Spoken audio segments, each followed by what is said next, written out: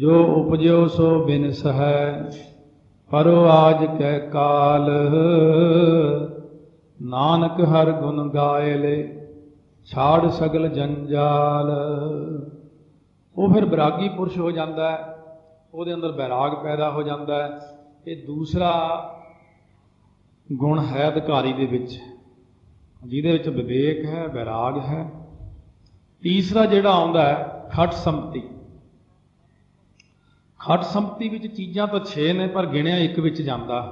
खट नाम ही 6 दा है, सो इस करके खट संपत्ति जिहड़ी हुंदी है ਇਹਦਾ एक दोहरा है। दोहरे विच सारियां 6 ਦੀਆਂ 6 चीज़ां लिखियां ने हैगियां। ਉਹ समदम सरदा, तीसरे समाधान उपराम, छठी ततीक्षा जानिया, भिन्न भिन्न या नाम। एक दोहरे विच सारियां आ गई। सम, सम किहनूं कहंदे ने? मन नूं रोकना, चारे पासे जाण तो। दम कहंदे ने दमन करना इंद्रियां दा, इन्हां नूं विषयां तो रोकना। अखां दा विषा देखना, बिटर बिटर देखी जाना, रोको इन्हां नूं। ਕੰਨਾਂ ਦਾ ਵਿਸ਼ਾ ਹੈਗਾ ਬਾਣੀ ਸੁਣਨਾ, ਪਰ ਇਹ ਨਿੰਦਾ ਸੁਣੀ ਜਾਂਦੇ ਨੇ। ਜ਼ੁਬਾਨ ਦਾ, ਇਹ ਸਾਰੀਆਂ ਇੰਦਰੀਆਂ ਤੇ 5 ਗਿਆਨ ਇੰਦਰੇ, 5 ਕਰਮ ਇੰਦਰੀਆਂ ਤੇ ਕਾਬੂ ਪਾਉਣਾ ਆਪਣਿਆਂ ਤੇ, ਇਹਨੂੰ ਕਹਿੰਦੇ ਦਮਨ ਕਰਨਾ। ਤੀਸਰੀ ਚੀਜ਼ ਹੁੰਦੀ ਸ਼ਰਧਾ, ਪੂਰਾ ਨਿਸ਼ਚਾ ਹੋਣਾ 100%, ਇੱਕ ਪੈਸਾ ਵੀ ਘੱਟ ਨਿਸ਼ਚਾ ਨਾ ਹੋਵੇ। ਜਿਨ੍ਹਾਂ ਦੇ ਮਨਾਂ ਦੇ ਅੰਦਰ ਪੂਰਾ ਪੂਰਾ ਨਿਸ਼ਚਾ ਹੈ, ਉਹ ਬੰਦਾ ਅਧਿਕਾਰੀ ਹੈ ਤਾਬਿਆ ਬਹਿਣ ਦਾ। ਹੁਣ ਤਾਬਿਆ ਬਹਿਣ ਦੇ ਅਧਿਕਾਰੀ ਦੀ ਗੱਲ ਕਰਦੇ ਨੇ। ਸਮ, ਮਨ ਨੂੰ ਰੋਕ ਕੇ, ਇੰਦਰੀਆਂ ਦਾ ਦਮਨ ਕਰਕੇ, ਫਿਰ ਪੂਰਾ ਪੂਰਾ ਨਿਸ਼ਚਾ ਲੈ ਕੇ, ਫਿਰ ਸ਼ਰਧਾ, ਫਿਰ ਸਮਾਧਾਨ। ਸਮਾਧਾਨ ਹੁੰਦਾ ਸਾਵਧਾਨ ਹੋ ਕੇ ਬੈਠਣਾ, ਢਿੱਲੜ ਹੋ ਕੇ ਨਹੀਂ ਬੈਠਣਾ, ਆਲਸ ਦਲਿੱਦਰ ਤੋਂ ਰਹਿਤ ਹੋ ਕੇ ਬੈਠਣਾ। ਮਨ ਨੂੰ ਵੀ ਸਾਵਧਾਨ ਕਰਨਾ। ਸਾਸ ਸਾਸ ਸਿਮਰੋ गोबिंद, मन अंतर की उतरा चिंद। जिवें लिखिया ना, सावधान एकाग्र चीत, इस तरह इहनूं कहने समाधान। फिर उपराम, फिर उपराम होना मन ने, सारे पासियां तो उपराम हो के, सारे पासियों मन नूं मोड़ के ताबिया बहना महाराज दी। पाठ करन, मूल मंत्र का अभ्यास करन बहना। इक्को ही गल है, मूल मंत्र कह लीए जां गुरु ग्रंथ साहिब महाराज स्वरूप कहिए। सो महाराज कहने फिर 6वीं चीज़ ये आउंदी ततीक्षा। ततीक्षा हुंदी है भुख प्यास, गर्मी सर्दी, दुख सुख नूं इक्को जिहा जानना। कदे भी कोई इही जी चीज़ आ जाए, जिहड़े भगत ने बाणी पढ़न वाले, नाम जपण वाले, नाम रसीए, उन्हां ते किन्नियां ही मुसीबतां, किन्ने ही संकट आए ने। ततीक्षा दे द्वारा वो अपने आप नूं कदे तोड़दे नहीं। सो कहंदे ने, जे अकाल पुरख सानूं दुख देवे तां भी उहनूं ध्याउणा, जे भुख देवे तां भी उहनूं ध्याउणा। तो महाराज सच्चे पातशाह कहंदे ने, जिवें भाई मनी सिंह दा बंद बंद कट्टिया, श्री सुखमनी साहब दा पाठ करदे ही रहे हो, भाई मती दास जी जपजी साहब पढ़ते ही रहे, भाई दयाला जी सुखमनी साहब करते रहे। इन्नी तो मुसीबत अपने ते नहीं आती है, पर फिर भी जे माड़ी जी गर्मी हो जाए तो आप रब नूं कहने कोसण लग जाते हैं, फिर भी नितनेम छड्ड दिंदे। जे सर्दी ज़्यादा होगी तो भी औखे हो जाते हैं। जे किते भुख लग्या ही, हुण नहीं जी पाठ होना, हुण तो लिखिया भुखे भगत ना कीजा जाए, माड़ा अपनी दीजा। जे किते माड़ी जी प्यास लग जाए, ना जी हुण पाठ कित्थे, पहला पानी का गिलास पिलाओ, मैं तो भुखा मर गया, मैं प्यासा मर गया। महाराज कहने जिहड़ा जग्यासू हुंदा ना, रब की प्राप्ति वाला अधिकारी, वो बंदा इं छोटिया छोटिया गल्लां वल ध्यान नहीं दिंदा, वो तो दिन रात भगती विच जुड़िया। ये तो पहला ही है साडा अधिकारी अनुबंध। अधिकारी अनुबंध मूल मंत्र विच सतनाम जिहड़ा लिखिया, ये अधिकारी अनुबंध है। अगे उहदे 4 लक्षण दसे ने। तो इस प्रकार जिहड़ा विशा, विशा की है, विषय अनुबंध जिहड़ा महाराज दे विच, महाराज कहने सतनाम तो अगे जिहड़ा असीं लिखिया करता पुरख, ये साडा विशा है। ये विशा किवें होया? महाराज कहने करता किहनूं कहंदे ने? कल्ला करता, पुरख नहीं वखरा कर देते। कहने महाराज करता तो जीव नूं कहंदे ने, करता कहे जीव को, कहने फिर जिहड़ा करता ये जीव है, जिहड़ा सिर तो लैके पैरां तक हंग हंग करदा फिरदा मैं, ये जिहड़ा जीव है रात दिन मैं दी आवाज़ तो बिना दूजी गल नहीं करदा, ਅਤੇ ਇਹ ਕਹਿੰਦਾ मैं कर्म करन वाला, मैं कमाउण वाला, मैं ये करन वाला, मैं ये कर दियांगा, ये इन्नियां गल्लां करदा रहिंदा। इहनूं कहंदे ने जीव। ते जिहड़ा पुरख है, पुरख कौन मन्निया? कल्ला पुरख। हुण इत्थे कल्ले पुरख की गल आ जानी, वो ईश्वर नूं कल्ला पुरख कहा। ये ਵੱਖੋ ਵੱਖਰੇ ਜਿਹੜੇ अर्थ ने, ਵੱਖਰਾ कुछ जिन्होंने करता पुरख सिद्धा अकाल पुरख का नाम है, तो पुरख नाम महाराज कहते ईश्वर का जिहड़ा उत्पत्ति लैता पालना करन वाला परमेश्वर, दुनिया नूं बनाउण वाला ईश्वर जिहड़ा हैगा, ये जिहड़ा मूल मंत्र का विशा है ना, वो हैगा जीव अते ईश की एकता करवाउणी। ये जीव विछड़िया होया अते ईश्वर नाल इहनूं मिलाउणा, ब्रह्म नाल मिलाउणा। जीव अते ईश की एकता का जिहड़ा है ना, गुरु ग्रंथ साहिब का मुख विशा, मूल मंत्र का मुख विशा वो हैगा विछड़िया मेले प्रभु हर दरगह का बैसीठ, हर नामो मंत्र दृढ़ाइंदा कट्टे हौमै रोग, नानक सतगुर तिना मिलाया जिन्ना धुरे पया संजोग। ये साडा विशा है जिहड़ा जीव ते ईश की एकता कराउणी है। हुण तीसरा कहने प्रयोजन अनुबंध जिहड़ा हुंदा, प्रयोजन की है इस तुहाडे मूल मंत्र का, ये भी सानू पता लगे। महाराज कहते इहदा जिहड़ा प्रयोजन है वो हैगा निरभौ निर्वैर। निरभौ जिहड़ा है ना, जिथे जम्मण अते मरण का डर मुक जावे उहनूं कहने निरभौ। ये निरभौ ब्रह्म है, ब्रह्म दे विच जम्मण ते मरण का डर नहीं। पर यह वाहिगुरू की कृपा नाल जीव नूं भी इहो जिहा बना लैंदा ब्रह्म। अकाल मूरत वर पाया अविनाशी, ना कदे मरै न जाया। ये हो गया निरभौ। अते जिहड़ा निर्वैर है, ये जिहड़ा साडा आत्मा है वैर तो रहत, जिथे इहदी प्राप्ति हो जाए। हुण तां अपने अंदर है तां सारिਆਂ ਦੇ अंदर ही आत्मा, पर आपां नूं नज़र नहीं आउंदी, प्राप्ति नहीं होई हले। जिथे इहदी प्राप्ति हो जाए उहनूं कहंदे ने निर्वैर, क्योंकि आत्मा निर्वैर है, आत्मा दा किसी नाल वैर नहीं। तां महाराज सच्चे पातशाह कहने संसार दुख की निवृत्ति करनी अते परम आनंद की प्राप्ति करनी, ये साडा प्रयोजन अनुबंध है निरभौ अते निर्वैर दे विच।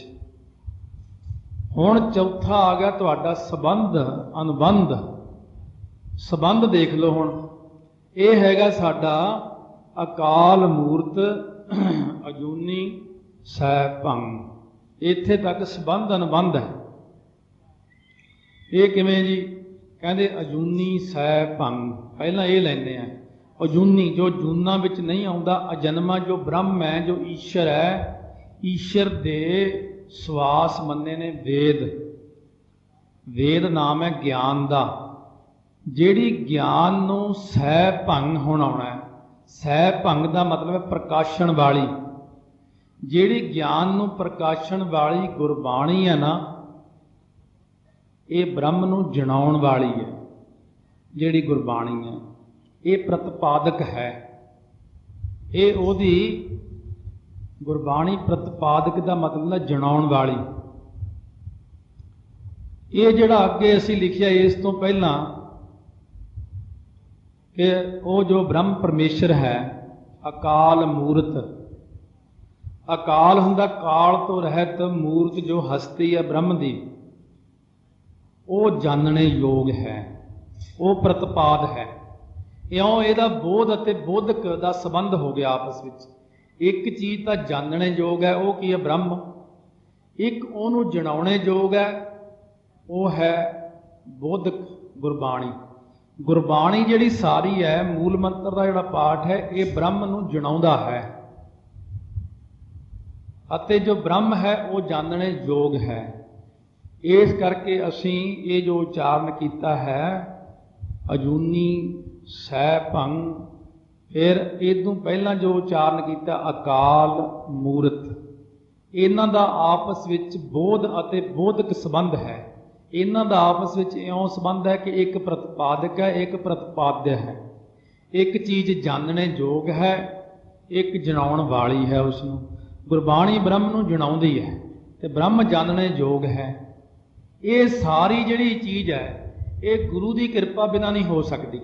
चारे अनुबंध तुहानूं सुणाए ने, ये अधिकारी बनना, ये जीव ईश की एकता करनी, ये आत्मा की प्राप्ति करनी, ये वैर तो रहत होना, ये जम्मण मरण तो परे होना, ये गुरबाणी का ज्ञान होना, ये फिर जिहड़ा ब्रह्म की प्राप्ति होनी, ये किवें हुंदी है जी? कहते गुर प्रसाद, गुरु की किरपा नाल ये सारा कुछ हुंदा है। अधिकारी भी बंदा गुरु की किरपा नाल बनता है, अधिकार पुणा भी गुरु की किरपा नाल आउंदा है, ब्रह्म नूं जानना भी गुरु की किरपा नाल है। सारा कुछ गुरु की किरपा है। कहते जे तुसी कहो मैं अपने आप ही कर लवांगा सारा कुछ, नहीं, ये जिन्ना कुछ होया सब गुरु की किरपा नाल है। सो गुरु की बाणी जिहड़ी है, गुरु ग्रंथ साहिब महाराज है, मूल मंत्र है, ये पिता रूप है। अते जिहड़ा ज्ञान है, ज्ञान पुत्र रूप है। ये गुरु ग्रंथ साहिब महाराज जी पिता हैं, इन्हां दा पुत्र है ज्ञान। ते जिहड़ा ज्ञान है ये गुरु बिना नहीं हो सकता। गुरु की किरपा तो बिना जीव नूं ज्ञान नहीं हुंदा। सो इस करके सिद्धो अपना हंकार दूर करो। जो असी लिखिया है ये बिल्कुल सही लिखिया है। ये सानू अकाल पुरख वाहिगुरु ने बख्शिशां कीतियां ने। कहने महाराज साडी कुछ कुछ तसल्ली होई है पर पूरी नहीं। कहते हले कुछ साडे मन के शंके ने। महाराज कहने जी सदके जिन्ने मर्जी शंके पुछो, ये ना कहो भी ये देखण नूं सीधा सादा जिहा लगदा, क्यों महाराज का लिबास ही है जैसी ना देखण नूं लगदे सी भी सिर ते सादा जिहा पटका जिहा बन्निया होया जां बस्तर बन्निया होया, कोई 2-2.5 मीटर का 4 मीटर का दस्तारा छोटा गोल सजा लिया, लंबा चोगा पा लिया, तो महाराज नूं कहण बई ये महाराज नूं किहड़ा इन्हां नूं की पता है, ये तो छोटी जी उम्र दे आ, महाराज अणजाण ने। इउं सिद्ध चर्चा विच फस तां गए ने, उन्हां नूं निकलना औखा होया पिया है। महाराज कहने जो जी चाहे चर्चा करो। जदों चर्चा हुई सी तां उत्थे ये नहीं सी भी थोड़ा जिहा इकट्ठ सी, 84 सिद्ध तां मुख ने, ते अगे उन्हां दे हज़ारां चेले ने, ते अगे होर बंदे जिहड़े पहाड़ां 'च भगती करन वाले पता नहीं किन्ने हज़ारां बंदे इस ज्ञान की चर्चा नूं गुरु नानक देव जी वेले सुन रहे सी। तो महाराज ने जवाब दे के निरुत्तर कीते ने। सो महाराज सच्चे पातशाह नूं कहण लगे हले साडे होर बहुत सारे शंके ने, कल नूं निवृत्ति करांगे उन्हां शंकियां दी, फिर नाल नाल सतगुरु महाराज बख्शिश करनगे। तो इहदा मतलब किन्ना डूंघा है। हुण जे आपां मूल मंत्र का पाठ करांगे तां आपां नूं काफ़ी नॉलेज होवेगी भी ये बड़ी वड्डी चीज़ है। एवें नहीं रोज़ कही जांदे एक ओंकार सतनाम, एवें कही जाने आपां। इहदी बहुत वड्डी जिहड़ी प्राप्ति है, बहुत वड्डा कुछ जानने योग है। सतगुरु महाराज बख्शिश करन। इसे प्रकार आपां नूं ज्ञान की प्राप्ति हुंदी रहे। आओ सारिਆਂ नालों श्रोमणी कल शाम की कथा 'च भाई गुरदास ने पंडितां नूं काशी विच चर्चा करदे जिहड़ी गल कही वो एक बड़ी नवीं चीज़ कल सामने आई सी। भाई साहब नूं कहण लगे जिहड़ा ओम अखर तुसीं वरतिया, असीं जिहड़ा ओम कहने आ, तुसीं कहने हो वाहिगुरू। भाई साहब कहंदे जिहड़ा वाहिगुरू है ना ये ओम का भी आदि रूप है। कहंदे वाहिगुरू तो ओम ने जन्म लिया है। ये बड़ी वड्डी चीज़ है कि प्राप्त हुई जो आपां नूं। सो इस करके 4 युगां दा कल भाई साहब ने दस्सिया सी कि वासुदेव हरि गोबिंद राम ये 4 युगां दे मूल नूं मिला के वाहिगुरू मंत्र बना के गुरु नानक देव जी ने बख्शिया। ये प्रबल मंत्र है जिहड़ा कलयुग दे विच सब तो प्रबल है। बाकी मंत्र सारे दे अगे छोटे ने, वो कर्म नहीं करते। इस करके वाहिगुरू मंत्र सब तो वड्डा कर्म करता है। तां ते वाहिगुरू उत्ते यकीन करो जो बिस्माद है अज्ञान दे नेरे नूं मेट के प्रकाश कर दिंदा साडे अंदर। जपदियां जपदियां 4 पदार्थ दिंदा है। जिहड़ा भी वाहिगुरू मंत्र का अभ्यास करता है, जो इच्छा रख के करेगा उही इच्छा ये उहदी पूरी कर दिंदा है। वाहेगुरू वाहेगुरू।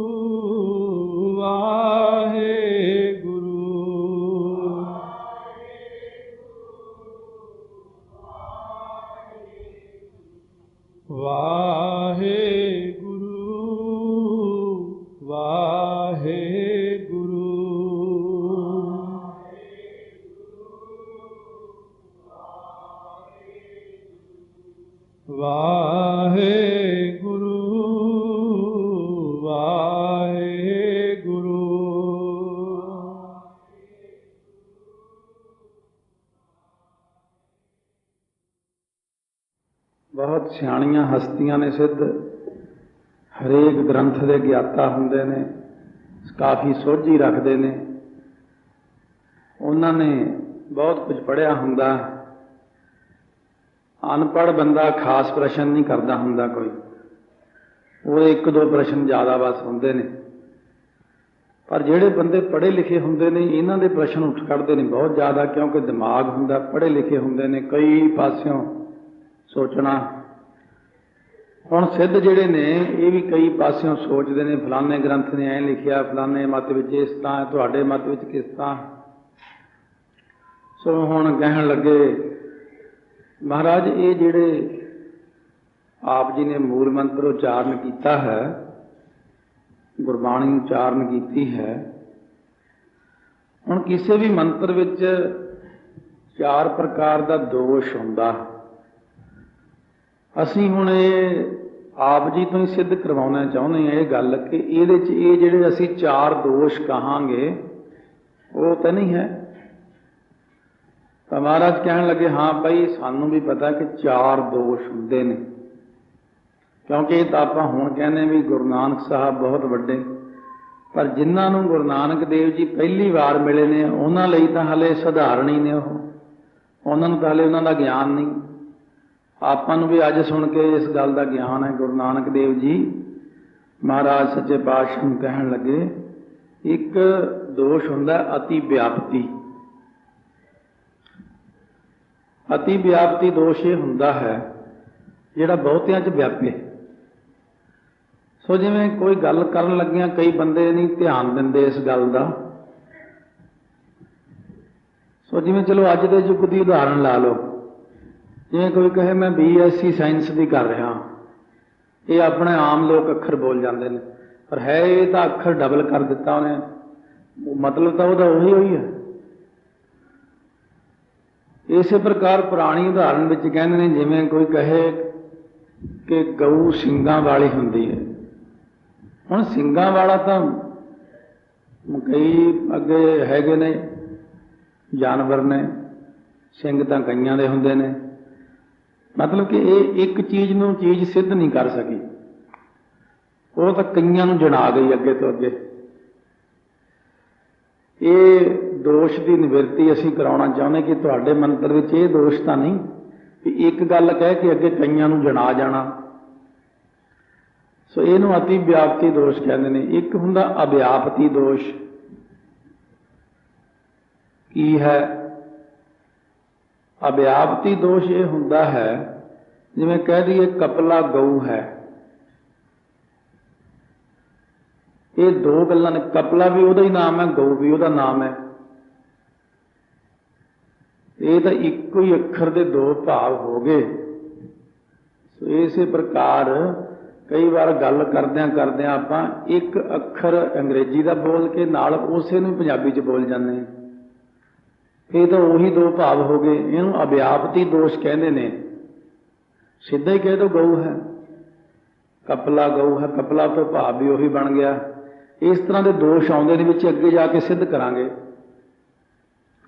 फिर एक हुंदा असंभव दोष। असंभव दोष ये हुंदा जिवें कई एक पैर वाली गऊ है। गऊ तो एक पैर वाली हुंदी नहीं, ये तो ढुकदी नहीं गल, तो 4 पैर हुंदे ने। फिर चौथा दोष आउंदा गौरवता दोष। गौरवता दोष वो हुंदा है जिवें बहुत वधा चढ़ा के गल करनी, बहुत ही ज़्यादा, उन्नी गल उहदे च होनी ना तो कर देनी बहुत ज़्यादा। कविता दे विच पिंगल दे विच ये चीज़ां नूं बहुत ध्यान नाल रखिया जांदा कि बहुत ही ज़्यादा ही ना किते उपमा हो जाए, एवें खाम खां दी उपमा, इन्नी चीज़ ने होना ना जिन्ना उन्होंने कह देना। ये 4 प्रकार के महाराज जिहड़े दोष ने, इन्हां दोषां दी आप जी ही कृपा करके दसो भी ये आप दे मंत्र अंदर ये दोष तो नहीं।